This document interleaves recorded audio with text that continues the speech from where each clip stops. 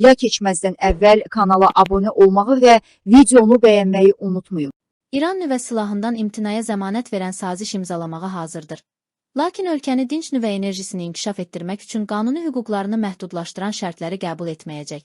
Report xəbər verir ki, bunu İranın Xarici İşlər Naziri Abbas Əraqçi deyib. Biz İranın nüvə silahı əldə etməsinin qarşısını almağı nəzərdə tutan istənilən razılaşmaya hazırıq. Lakin sazişin məqsədi İranı qanuni hüquqlarından dinc məqsədli nüvə enerjisini inkişaf etdirməkdən məhrum etməkdirsə, o zaman biz belə bir razılaşmaya hazır deyilik, nazir qeyd edib. Nazir bildirib ki, İran danışıqların 6-cı raundunda nüvə sazişi üzrə mümkün razılaşma planını Amerika tərəfinə təqdim etməyi planlaşdırır. Abbas Əraqçi hesab edir ki, İsrailin danışıqlar zamanı hücumları istənilən diplomatik addımlara qarşı olduğunu göstərir. İsrailin hücumu İran və ABŞ arasında nüvə proqramı ilə bağlı danışıqları pozmaq məqsədi daşıyır.